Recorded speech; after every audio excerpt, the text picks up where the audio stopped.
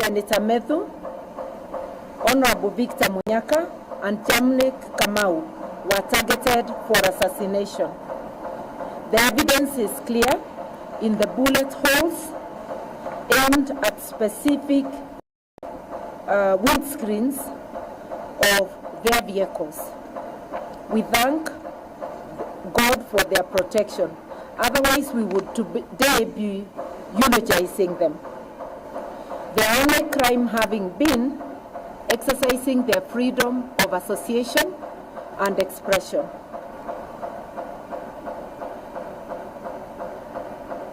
We will not tire from reminding the Ruto administration that freedom of movement, expression, and association are among the fundamental rights guaranteed in our Constitution and in the African Charter on Human and People's Rights, as well as on the International Covenant on Civil and Political Rights. On Tuesday this week, after the Halloween attack, the United Opposition presented irrefutable evidence to the Independent Policing Oversight Authority, IPOA, on this criminal assault and attempted assassination of our leaders. We expect IPOA to treat this evidence with a grave concern that it deserves. Any attempt to unlawfully take the life of a human being, regardless of ethnicity, gender, or rank, ought to be condemned in the strongest terms possible. We therefore expect IPOA to hold the commanding officer who led this assault accountable. The Inspector General of Police, Douglas Kanja, and Interior Cabinet Secretary, Kipchumba Murkomen, must be held accountable. The buck stops with them. We can no longer allow the brazen criminal acts and subversion of the rule of law to continue because of orders from above. We are saying enough is enough.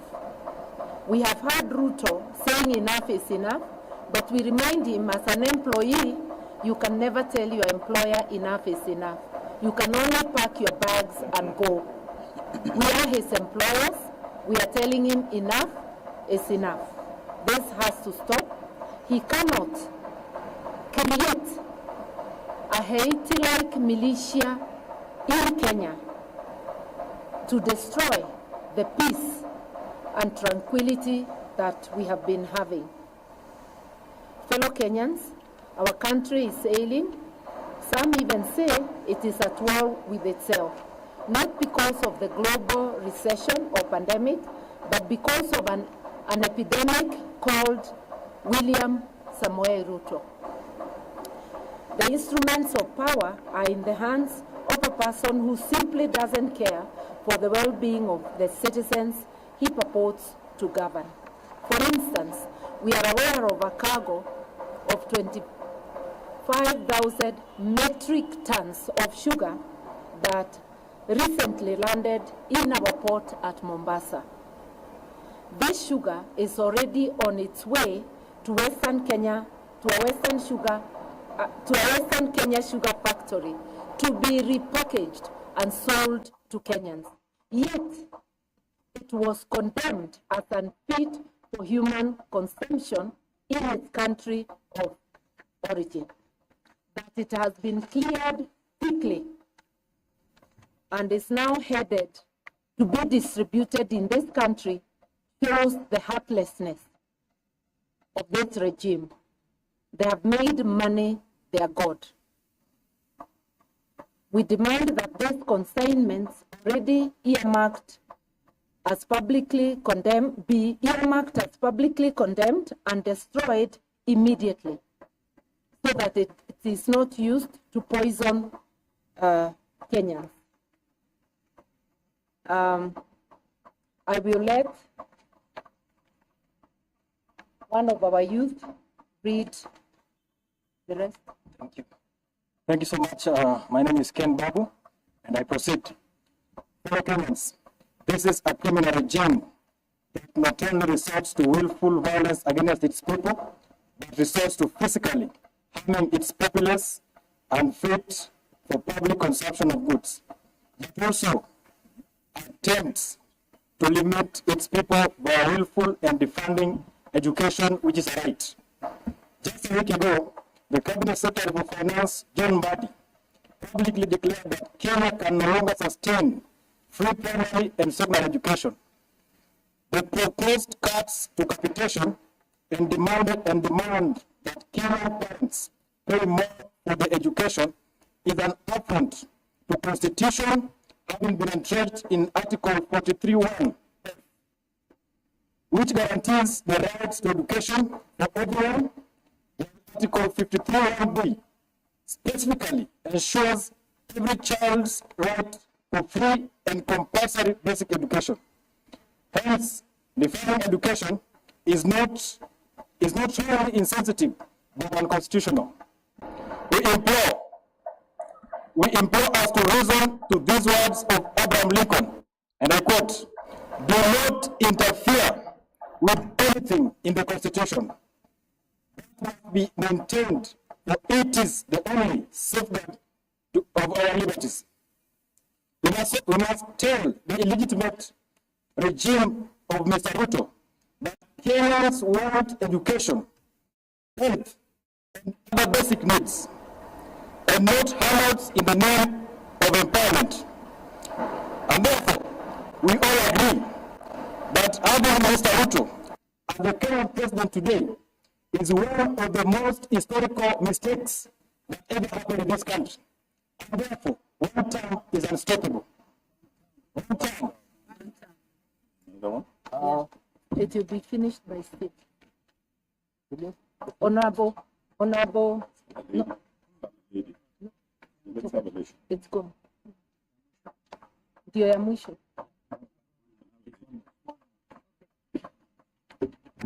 Under Ruto's torrid regime, our beloved country has in under 3 years, we have been subjected to socio-economic and emotional assault as the people of Kenya, which is illegal, unconstitutional, and criminal in every form. This is not speculation. We repeat, this is a fact. Their first and only qualifying modus operandi is theft, destruction, and death as the Ruto state-governed policy.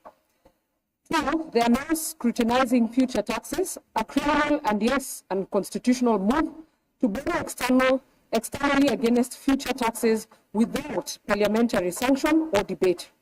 It is not only a similarly crude betrayal of public trust, but also a direct violation of the Public Finance Act.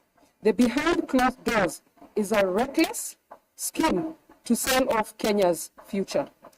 To conceal their criminal operations, they have created marquee financial vehicles called special purpose vehicles. These are run by faceless technocrats and unaccountable corporations.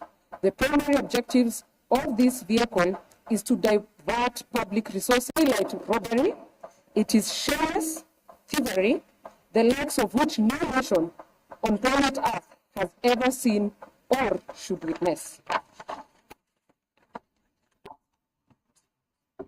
We call for the following with immediate urgency. Number one, Parliament must reclaim its authority and halt the illegal securitization of public taxes.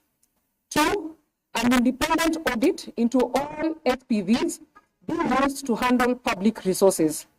Three, the government must restore full capitation to schools and publish a clear time-bound commitment to fund free education as enshrined in the law.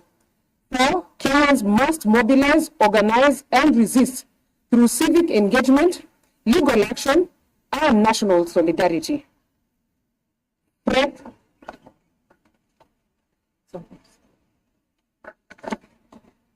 Yeah, it was resolved that one of us should do the conclusion, but of course we'll be taking the necessary questions.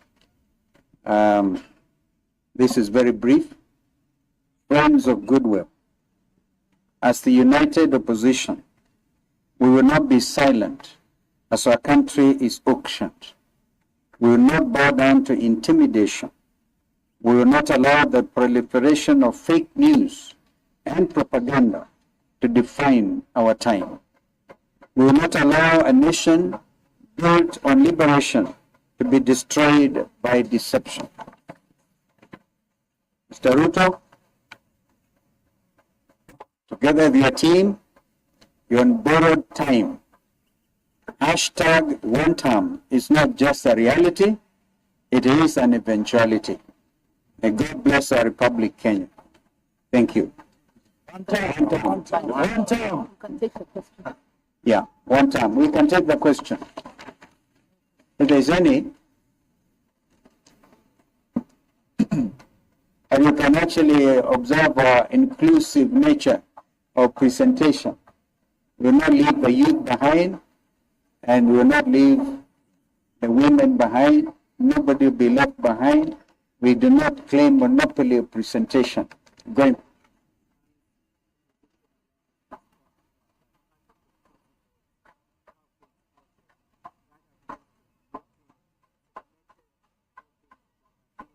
Any segment of the Kenyan community, we've ended divisive.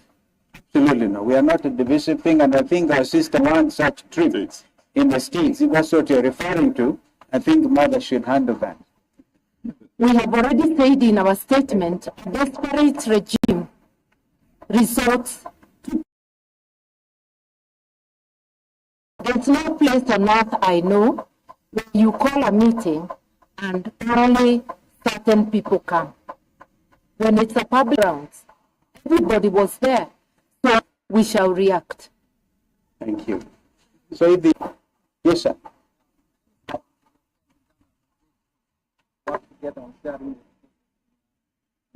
Some of us are very clear. We have stood, I can tell you on very authoritatively, when I chaired the first ministerial commission to revitalize East African community. And it went on now to build on the mistake we made in 1977 when we killed East African community.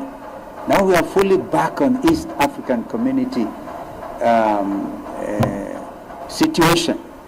So some of us stand for borderless East Africa and the rights of establishment. The parliament sitting in Arusha should be able to quickly deliberate on some of these things. So if you look at it that way, does it matter which side of the lake is McGill Island? Doesn't really matter, because we want to see a borderless East Africa where professionals can have rights of establishment in Kampala, in Dar es Salaam, in Kigali, in Juba, in Nairobi. That is the vision. So this other one is, in my view, permit me to say, a bit narrow-minded. Also add and say this. It is very well for Uganda and Kenya to agree on Migingo. Any agreement to resolve, can they retrace their steps and do it legally? We also want to remind them, we have not forgotten. We are still focused on the criminal acts by the government. And a suit will be filed also extending to Ugandan government for the criminality. We have not forgotten the cross-border abduction of Mwambi. It looks like the three original states of East Africa are collaborating on oppressing their citizens. We want to hear their voices telling us whether the issue of diplomacy. What's your take about the Tanzanian move? They are proposing to ban all foreigners, including Kenya, You cannot think of free movement of goods and services without talk about businessmen and women. So we would want East Africans to enjoy being East Africa. When you're in Uganda, in Kigali, or in Bujumbura, then you have to be restricted. No. The longer term vision of integration incorporates a treaty treaty and the integration. Yeah, absolutely. Just the last one. Yesterday we had the former Secretary General say the ban by Tanzania was a reaction to what happened back in May. establishment. It's a serious matter. If you look at the treaty establishing the East African Community, it's very clear when it comes again to freedom of movement of a Kenyan advocate or senior counsel like Mother going to represent a client in Dar es Salaam. Or observe. Or observe. In any event, Yeah, but just to mention that I had actually successfully observed Tundu Lissu's case on the 24th of April. But I issued a not too much, please, sir. Yeah, it will become just a debate on East Africa. And you have to amend it on capitation. And accepted. When are we going to have a united delegates convention? When are you announcing that? And how we unveil our joint presidential candidate or lineup is our prerogative. We will do so as and when we decide to. Sometimes next year, that will be our secret weapon. But we want to also ask IEBC, now that they're properly constituted. There are many constituencies, 6 of them. There are many wards. It will start with the by-elections. We will be fielding joint candidates, and we will be whipping this administration. It is now very clear that there was a plot for you and your cronies to bring in the sugar. This factory was shut down for 3 months, and the sugar has already hit this rice and provide market. But we also know that this regime has imported tons and tons of rice as we speak. So these are some of the matters we are saying. I want you to talk this about, or I talk about it differently.